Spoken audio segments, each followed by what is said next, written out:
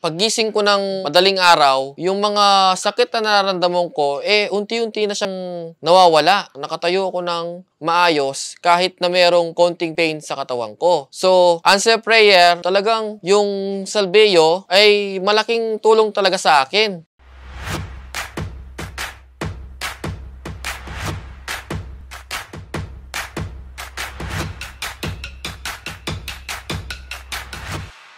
Ako si Anthony Morales, 31 years old, from Pampanga. I-start ko yung kwento ko nung 21 years old ako. Hindi ko akalain na pwede pala itong kapahamak ng buhay ko at ikahina ng kalusugan ko. Nung una, hindi ko man talaga pinapansin kasi akala ko noon simpleng karamdaman lang, pagod lang. Pero nung time na yon, naramdaman ko siya na masakit sa hita ko. Pagkatayo ko, yung di mo na may tayo, may galaw ng maayos. Yung kakaroon siya ng muscle cramp na akala mo normal lang dahil matagal ka nakaupo sa upuan. Pero nung time na nagtatrabaho na ako, doon ko napatunayan na parang merong mali. Nag-start ako noon sa tracking. Ang trabaho ko doon, ako yung dispatcher doon. Nung time kasi na yon, pwede akong mahiga doon sa loob ng opisina. Yung pag-duty ko na yon na meron na palang hindi magandang idudulot doon sa katawan ko. Nangyari yung time na yon na natutulog ako sa opisina namin. Nung paggising ko, dahil merong papasok na truck noon, pagtayo ko ng oras na yon, naramdaman ko yung pain. Ang naramdaman ko noon, masakit yung muscle ko sa braso,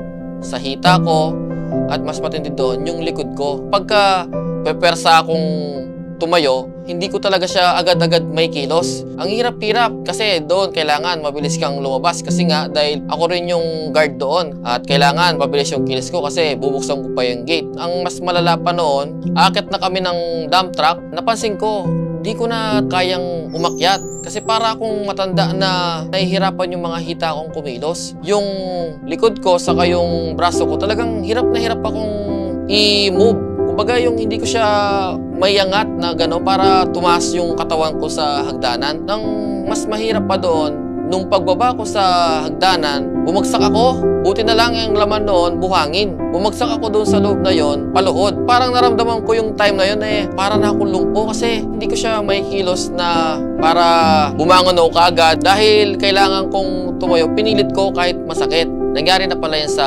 brother ko. Nung pagpunta namin doon, nakita ko yung brother ko, malala yung sitwasyon niya. Makikita mo siya, yung talagang ang mukha niya nangihina talaga. Tapos bawat galaw niya, makikita mo sa mukha niya na yung nahihirapan siyang kumilos. Pagdala namin doon sa hospital, na yung palang karamdaman niya yun, bumaba yung potassium niya. Na pagka nahihirapan kang tumayo at may nararamdaman ka parang muscle cramps, ang tawag doon, hypokalemia. Noong una, sabi ng doktor na i-admit siya doon sa ospital. Siyempre, yung budget namin noon, hindi naman talaga kayang i-admit yung kuya ko noon. Tinanong na lang namin baka pwedeng resetahan na lang siya ng gamot tapos imomonitor na lang namin siya sa bahay. Napag-desisyonan ng ospital na bigyan na lang siya ng resetang gamot para doon sa pagbaba ng potassium niya.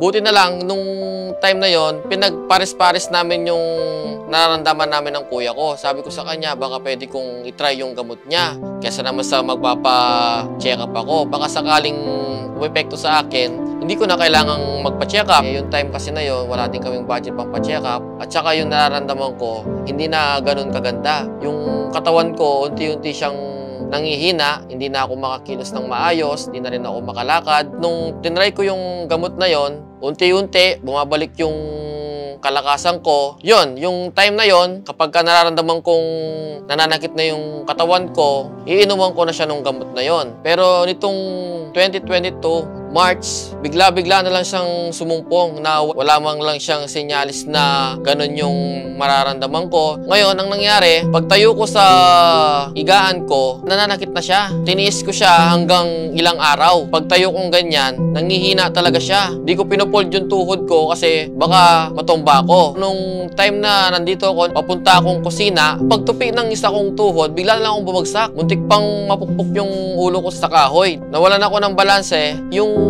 mga tao sa bahay namin, nagulat sila. Sabi, ano yun? Napano ka? Pagtingin nila sa akin, nakadapa na ako dun sa semento, yun nga, nalaman nila, malala na pala yung sitwasyon ko, yung pakiramdam ko, talagang lumpong-lumpo na ako. Baga, nagkakaroon na ako ng fear sa sarili ko para tumayo. Nung bumalik ako sa kwarto, na out of balance ako kasi yung pakiramdam ng katawan ko sobrang bigat at hindi ko na siya nabalanse. Nangalabog na naman ako sa sala, naalarma na naman sila. Sabi ko, saglit, wag niyo akong buhatin kasi pagka binubuhat nila ako, parang yung katawan ko, nataranta din. Nagka-palpitate na ako, kinakabahan na ako, kakaroon na ako ng takot sa sarili ko na hindi ko na kayang kumilos. Sabi ko, saglit lang ako, magre-relax lang ako, wag niyo akong tatayo, kaya ko naman tumayo. Dahil sa ganung pagkilos ko, nakarating naman ako ng maayos dun sa kwarto ko dahil nag-self-pity na ako, panghihina na talaga ako ng loob kasi paano ko ba may babalik yung lakas ko. Nung time na yon, kahit na uminom ako ng gamot ko, hindi talaga siya babalik ng agad-agaran yung lakas ko. Ang nangyayari pa noon, yung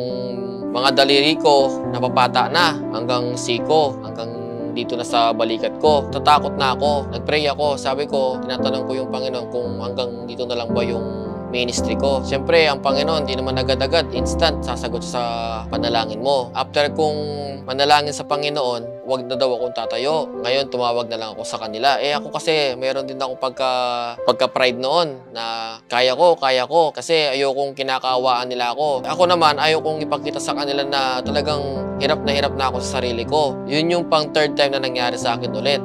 Sa isang araw lang, natumba ako ng 3 beses. Yung pangatlo na yun, paglabas ko ng CR, ihahakbang ko yung paa ko, bumagsak ako. Yung hinalaki ko sa daliri ko, para siyang nabali. Yung araw na yun, 3 beses kang natumba. Yung nararamdaman mo, takot na. That time, yung kuya ko, nagkatrabaho siya. Iniintay na lang namin siyang umuwi para humingi kami ng pambili ng gamot sa kanya. Nung dumating siya, sabi niya ganyan sa akin, itigil mo muna yung pag-inom mo nung gamot. Yung gamot na iniinom namin, meron na palang side effects sa katawan namin. Yung time na yon, natutulog na kami noon, ginising ko sila. Sabi ko, kuya, kako, tulungan niyo ako, kako. Ginising ko rin yung mama ko. Sabi ko, yung nararamdaman ko ngayon, kako, iba na, kako, para na akong inaatake. Di ko alam, baka mild stroke na ako. Yung daliri ko, nagmamanhid hanggang braso na. Tapos, mula talampakan, pataas, hanggang sa leg ko, gumagapang na sa mukha ko. Nung time na yon, may dala-dala na siyang Salbeo barley. Sabi niya, subukan mo to, sabi niya ganyan, try mo. Ngayon, nung tinry ko siya, kasi yung nararamdaman ko sa katawan ko, talagang yung mukha ko, talagang feeling ko tumatabingin na, o yung umaangat na yung mukha kong ganyan, no? Nung pag-inom kong ganyan, pahinga na kami kasi yung time na yon, bandang 11 PM na yon. Nung nakatulog na ako, paggising ko ng madaling araw, yung mga sakit na nararamdaman ko, unti-unti na siyang nawawala. Mga 2 AM yon, sinubukan ko mag-CR na ako mag-isa lang. Nakatayo ako ng maayos kahit na mayroong konting pain sa katawan ko. So, answer prayer, dun sa praying ko na yon, talagang yung Salbeo ay malaking tulong talaga sa akin. Nung kinaumagahan na, kinamusta nila ako, sinabi ko yung totoo. Malaki yung improvement nung uminom ako ng Salbeo. Umaga, tanghali, gabi, iniinom ko siya. Nararamdaman ko yung epekto nung Salbeo sa katawan ko, ay nagkakaroon siya ng magandang resulta. Kaya sabi ko, minsan pala, hindi naman masamang sumubok. Kasi minsan, nawawalan tayo ng tiwala doon sa isang bagay na pwedeng tumulong sa atin. Kaya nung sinubukan ko siya, at hindi naman masama yung nangyari sa akin, maganda pa. Talagang nung tinuloy-tuloy ko siya, nakabalik na ako ng maayos sa trabaho ko, yung pagbubuhat ko, wala na yung muscle pain na yon, hindi ko na siya nararamdaman. Hindi na nagiging abala sa akin yung pagbaba ng potassium ko. Kapag nakaramdam ako ng ganun ulit na pain, iinom lang ulit ako ng Salbeo barley at maya-maya mararamdaman ng katawan ko yung ginhawa ng Salbeo. Ang Panginoon gumamit ng miracle sa buhay ko. Yun nga ang Salbeo na malaking bagay siya sa akin. Kung hindi dahil sa Salbeo, hindi ko magagawa yung dati kong ginagawa noon. Kaya yung Salbeo, totoo siya. Talagang nakakatulong siya sa immune system natin para yung mga iba nating karamdaman, hindi na maging sagabal sa atin. At malaki yung nagawa niyang part sa buhay ko na naibalik niya ako sa trabaho ko nang walang problema. Na-proof ko sa sarili ko na ang kailangan ko ay si Salbeo barley.